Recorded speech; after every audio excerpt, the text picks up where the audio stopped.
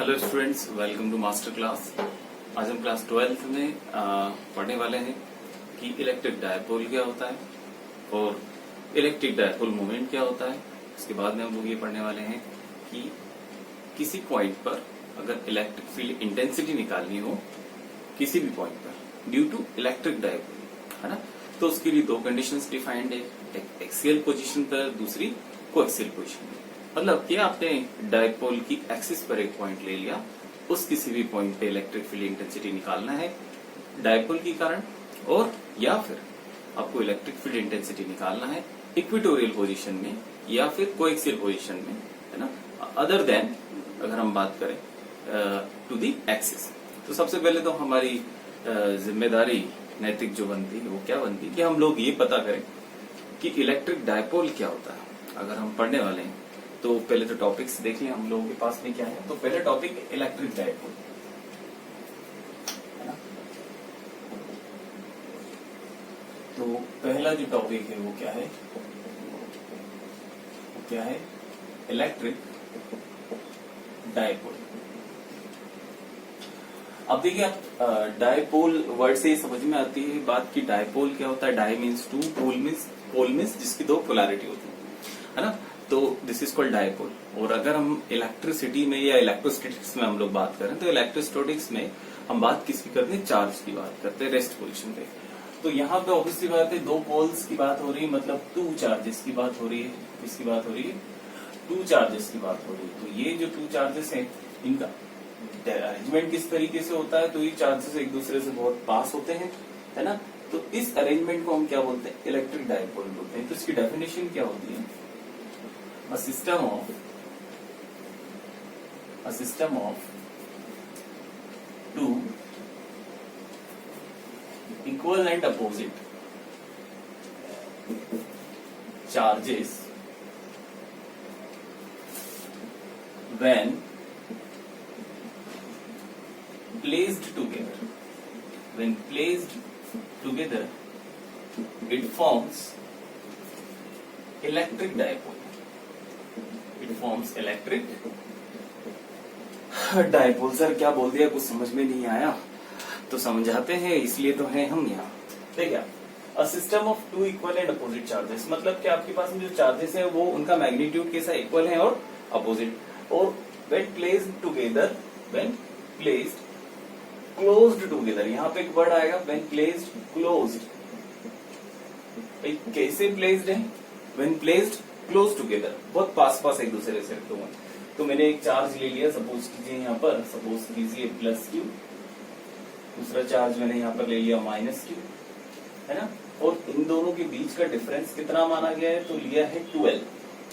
माना कि इन दोनों की जो इलेक्ट्रिक फील्ड है वो सेम है, तो ये इस पर अट्रैक्शन का फोर्स लगेगा, ये इस पर अट्रैक्शन का फोर्स लगाएगा। भाई अपोजिट है ना, और कैसे हैं, इक्वल मैग्नीट्यूड के हैं। तो आप ये बताइए क्या किसी तरह का मूवमेंट होगा, क्या नहीं हो पाएगा। क्यों नहीं हो पाएगा, क्योंकि दोनों का जो अट्रैक्शन फोर्स है वो कैसा है, इक्वल है। तो इक्वल है तो मतलब ये यहाँ से फोर्स लगाना स्टार्ट करेगा इसी डायरेक्शन में, इधर इस तरीके से, और ये इधर से इसकी तरफ खींचने की कोशिश करेगा इस डायरेक्शन में, है ना। तो कहीं ना कहीं इस एक्सिस पर आपको एक पॉइंट मिलेगा, वो पॉइंट कैसा होगा, न्यूट्रल होगा। कैसा पॉइंट होगा, न्यूट्रल पॉइंट होगा। तो क्या माना कि इन दोनों के बीच की अगर डिस्टेंस कितनी है, 12 है। तो यहाँ पे सपोज कीजिए न्यूट्रल पॉइंट है, तो ये वाली लेंथ L हो गई और ये वाली लेंथ भी क्या होगी, L हो गई। ये जो मैं आपको चीज बता रहा हूँ इसका बहुत इंपॉर्टेंट यूज है आगे चल के, है ना। तो हमें ये समझना पड़ेगा कि मैंने L क्यों लिया अगर लेंथ 12 थी, और ये न्यूट्रल पॉइंट कैसे आया। ये भी कई जगहों पर और बुक में ये लिखा रहता है कि ये लेंथ आपने L ले ली, ये लेंथ आपने L ले ली, बट क्यों ली ये नहीं डिस्क्राइब रहता है ना। तो उसके पीछे क्या रीजन है ये आज हम लोगों ने समझा, क्या था वो देखा। चलिए अब आगे चलते हैं, आगे देखते हैं कि इलेक्ट्रिक डायपोल तो आपने बता दिया सर। अब इलेक्ट्रिक डायपोल अगर है, एक टर्म और डिफाइंड है आपके पास में, एक टर्म और डिफाइंड है, उसे बोलते हैं electric dipole moment. Electric dipole moment जिसे पी वेक्टर बोला जाता है ना। मोमेंट मीन्स मोमेंटम से आया हुआ है, आपने देखा होगा, आपने जब 11th क्लास में पढ़ा तो मोमेंटम का जो फॉर्मूला था वो P इक्वल टू mv था। वहां पे फिजिकल क्वांटिटीज की बात हो रही थी और वो फिजिकल क्वांटिटीज में मास को इम्पोर्टेंस दी गई थी। किसको इम्पोर्टेंस दी गई थी? मास को।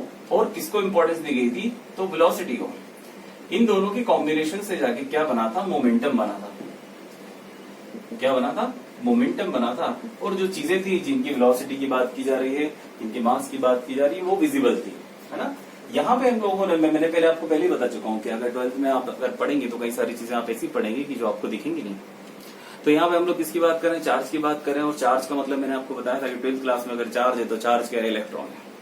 चार्ज क्या है? इलेक्ट्रॉन है। नेगेटिव है तो इलेक्ट्रॉन और पॉजिटिव है तो प्रोटॉन। एक ही सिस्टम, एक ही एटॉमिक स्ट्रक्चर में दो चीजें हो सकती हैं। यहाँ पे न्यूमेरिकल भी पढ़ेंगे जहाँ पे आपको बोला जाएगा कि एक particle positive which is electron, another particle is proton, है ना। तो ये रहेगा, proton stands for positive and electron stands for negative, है ना।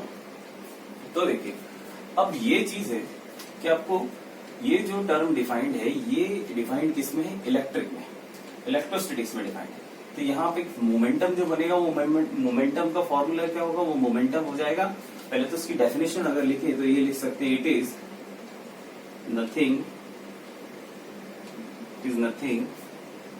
But the product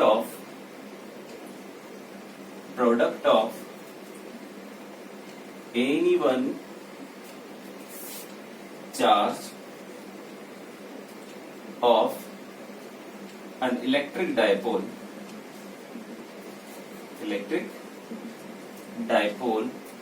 and the distance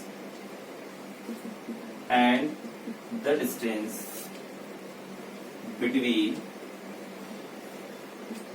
them। भाई क्या बोल दिया सर? समझते हैं इसको? क्या बोला? It is nothing but the product of, भाई क्या है? प्रोडक्ट है। किस किस का प्रोडक्ट है? प्रोडक्ट किसका प्रोडक्ट है? Any one of the charge, किसी भी एक चार्ज का, ऑफ एन इलेक्ट्रिक डायपोल। भाई इलेक्ट्रिक डायपोल है तो एनी वन चार्ज, भाई दो चार्ज थे इलेक्ट्रिक डायपोल में, एक प्लस क्यू था दूसरा माइनस क्यू, तो एनी वन चार्ज आप ले सकते हो। मैग्नीट्यूड की बात हो रही है, मतलब आप पोलैरिटी की बात नहीं करेंगे कि वो पॉजिटिव है कि वो नेगेटिव है। आप किसकी बात करेंगे इस time? Any one of the charge. मतलब आपने इसको क्या कंसीडर करा? उसका मैग्नीट्यूड कंसीडर करा। वो ये भी हो सकता है, ये भी हो सकता है। किसको कंसीडर करा? केवल मैग्नीट्यूड को, क्योंकि दोनों चार्जेस का जो मैग्नीट्यूड है वो कैसा है?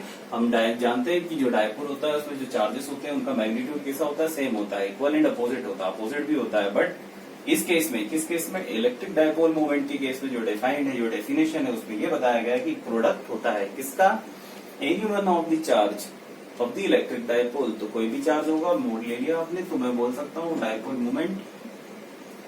तो ये any one of the charge and the distance between them. What is the distance? 2l। तो ये लिख दिया मैंने 2l।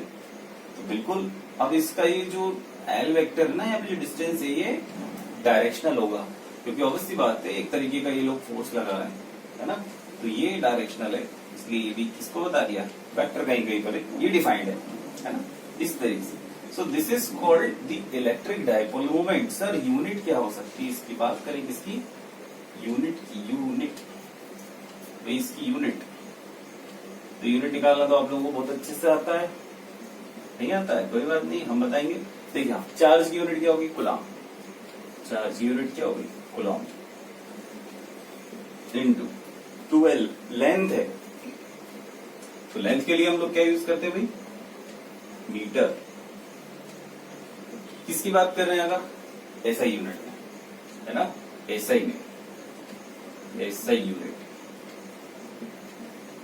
उसकी यूनिट क्या होगी? एसआई, कूलम मीटर, है ना। तो ये था आपके पास में इलेक्ट्रिक डायपोल मोमेंट और इलेक्ट्रिक डायपोल, ये दो चीज हमने देखी, है ना। अब नेक्स्ट लेक्चर में हम लोग क्या कवर करेंगे? एक पूरा डेरिवेशन कवर करेंगे, जिस डेरिवेशन में ये बताया होगा कि आपको इलेक्ट्रिक फील्ड इंटेंसिटी निकालनी है किसकी मदद से? तो डायपोल की मदद से, डायपोल्स के कारण, है ना।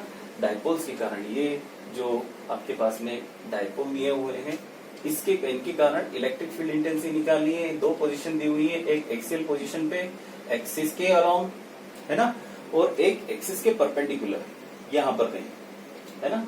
तो इक्वेटोरियल पोजीशन और एक्सियल पोजीशन के लिए, बट ये कवर करेंगे हम लोग नेक्स्ट लेक्चर में, है ना।